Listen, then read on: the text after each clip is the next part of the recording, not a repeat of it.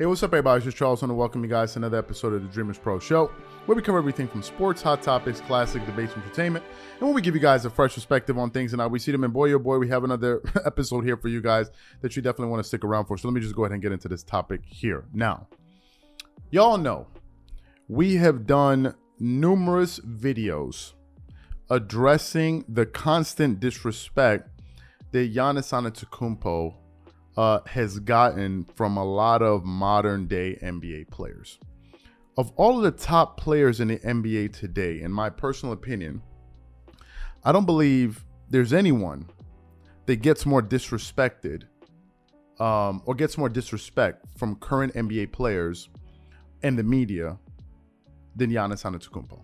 If you really sit down and look at all of the examples, to give you one example, some of the stuff that the James Hardens, the Chris Pauls, and all of these guys have said about Giannis, basically saying all the guy does is just basically run, jump, and dunk, right?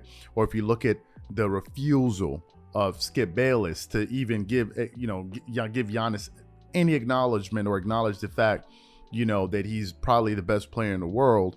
And instead, what he does is look for reasons to nitpick the guy, especially after last year's NBA Finals, and basically said that Giannis wasn't the reason that they won the Finals. It was the coaching blunders that the Phoenix Suns head coach Monty Williams was making by keeping DeAndre Ayton on single coverage on. I mean, like all type of ridiculous reasons people come up with just not to give this guy his proper respect. For whatever reason, some NBA players find it very hard to heap praise on Giannis and very easily to heap praise on other players that haven't accomplished an iota of what Giannis Antetokounmpo has accomplished in the NBA today. And these recent comments by Andre Iguodala is just another latest example of what I'm talking about right now.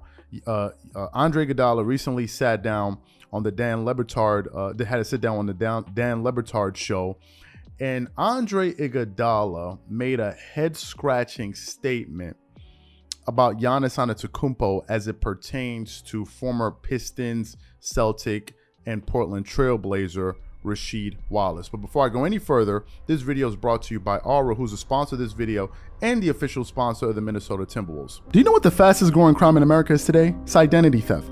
Imagine trying to log into your email only to see that your password has been changed. Then you start getting weird notifications from your bank and credit cards only to find out that all of your personal and sensitive information has been totally compromised. If you think it can happen to you and your family, just know that in 2020, over 49 million Americans were victims to identity theft, costing them a combined $56 billion. That is why we are excited to partner with Aura, who's the sponsor of this video.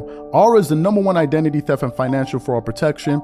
Aura monitors the dark web and alerts you if any of your passwords and accounts have been breached. And funny enough, after using Aura, I discovered some of my credentials were floating around in the dark web, and the app showed me exactly when and where the breach happened. In addition, Aura allows you to set spending alerts, and they'll notify you of any suspicious transactions. Aura is 4 times faster than any of its competitors in alerting you if someone is trying to open a credit card or obtain a loan using your name. And remember this, every 14 seconds, someone becomes a victim of identity fraud.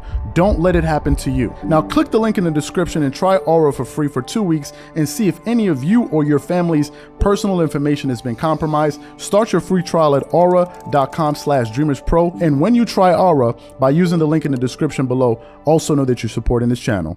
Thank you. So let me just get into let's just get into the comments that Andre Iguodala had to make about Giannis Antetokounmpo, and then we're going to come back and really unpack this thing. So take a listen to what Andre Iguodala had to say here. Every team that's won the NBA championship in NBA history has had the top players, the top player on their team. Like, name a team that didn't have the best player or one of the best players in the world on their team that won a championship.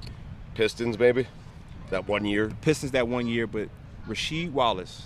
Awesome player. Mm-hmm. Rasheed Wallace. Yep. Probably could have been top 5 player in the league for a 10-year stretch. Mm-hmm. He just chose, I'll do my thing over here. Right. He was shooting threes from half court. No, he was shooting half court shots, left-handed and right-handed. Yeah. If Rasheed Wallace played in modern day basketball today, if he played in our league today, he'll be the top 5 player in the league. I don't think he'd be better than Giannis, and I love Giannis. I don't think people realize that about you, because early on you were the guy getting all the stats. You heard what he had to say. Now, my initial thoughts to what he said when I first heard it was, I said, this is absolute lunacy. This is just total. I mean, those statements were outlandish when I first sat down and listened to them.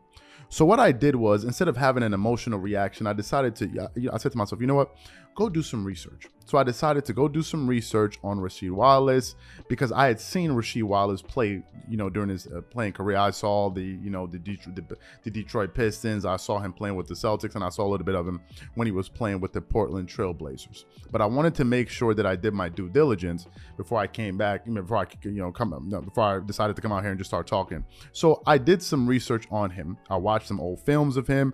I watched old highlights of him. I looked at his records. I looked at his accomplishments. And after doing my research, I came to a conclusion.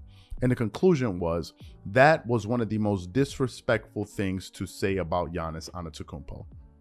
Like, Andre Iguodala made that statement like as if he was a guy that's never watched Giannis play basketball, or he has no idea what Giannis has accomplished in the NBA. He just sounded like a dude that just probably heard of a guy named Giannis and just decided, you know what? Yeah, he's probably better than. It's like as if he said that. He said it like as if he had no awareness of who Giannis Antetokounmpo was. So let's just quickly compare Rasheed Wallace's stats and accomplishments to that of Giannis Antetokounmpo. Now, if you go on, I went to statmuse.com. Yeah, no, Basketball Reference, excuse me.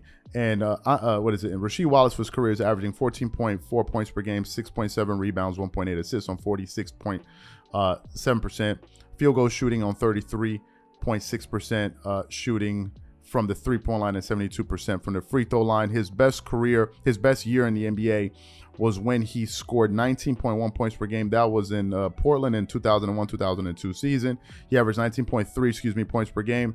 He averaged 1.3 blocks, 1.3 steals, 1.9 assists, 8 rebounds, and he shot what did he shoot from the free throw line? 73% from the free throw line, 36% from the three, and 47% from the field in 79 games. That was his best individual a year as a professional. And then I looked at his career accomplishments. Of course, he won the championship with the Detroit Pistons in 2004. He's a 4-time NBA All-Star, and he was on the All-Second Rookie team. So those were his accomplishments. Now, let's look at Giannis Antetokounmpo, okay? Let's just look at Giannis Antetokounmpo at a glance. Let's look at some of his numbers over the last few years.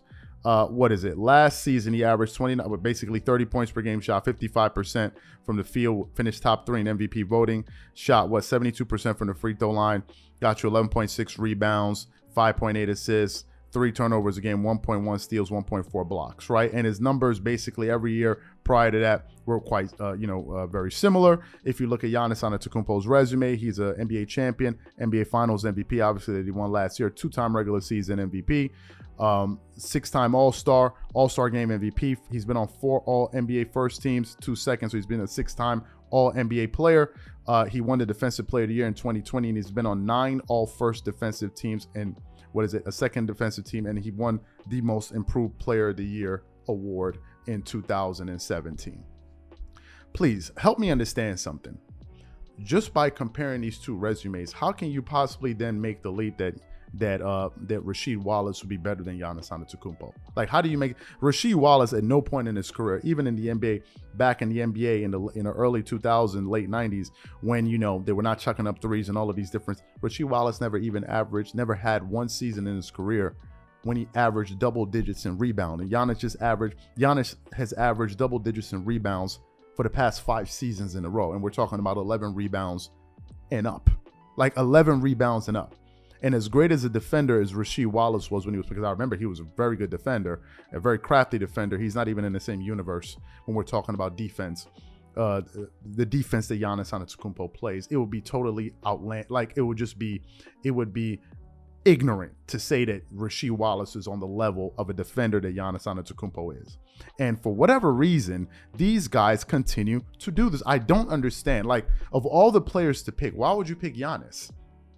Of all the players to pick, it's like after all this guy has accomplished, somehow, some way, people still find a way to try to minimize what this guy does. Giannis is the only guy. All I hear people say about Giannis is this: what he does is easy, but yet nobody is doing it. If it's so easy, why isn't anybody else doing it. I don't understand it. And we're not even talking about Giannis's leadership and his work ethic. Go look at the Giannis Antetokounmpo, his first year in the NBA. Think about this. His first season in the NBA, he averaged 7 points. In a 1, 2, 3, 4, 5, 6, 7, 8, 9, 10-year span, the guy went from averaging 7 points per game to averaging 30 points per game.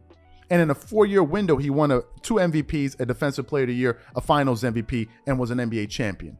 Like, how many people do that? When in Rasheed Wallace's career did he ever do that? And is he only looking at it from the standpoint of, okay, Rasheed Wallace could stretch the floor and shoot threes? Giannis Antetokounmpo doesn't even dominate from the perimeter, but yet he dominates the game when he plays.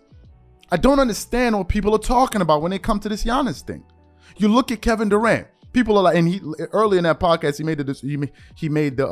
basically made the argument where people say, he basically said every championship team had a great player, has a top player in the NBA, and he made the example of Kevin Durant. He's like, well, the reason Kevin Durant wasn't scoring because they have 4 players on him. And Giannis, how many players did they have on him when he was playing? Was Giannis Antetokounmpo playing with a wing player at the level of a Kyrie Irving?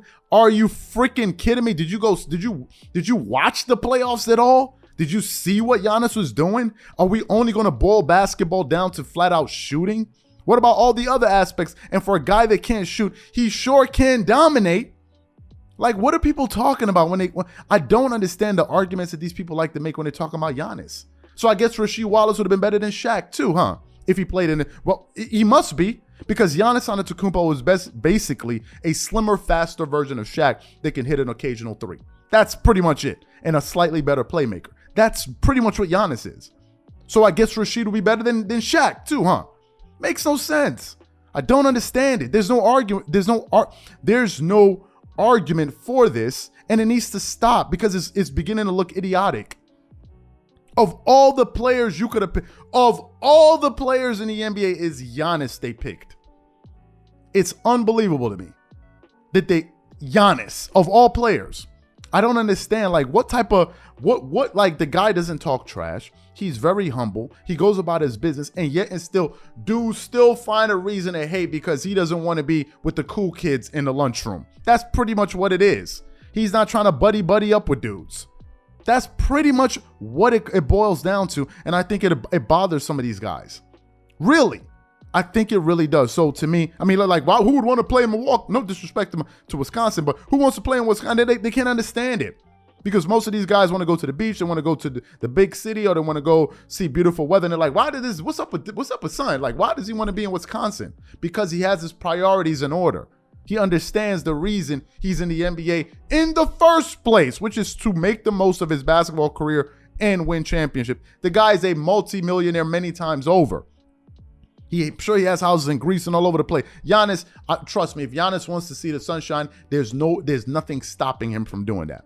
And these guys cannot understand it.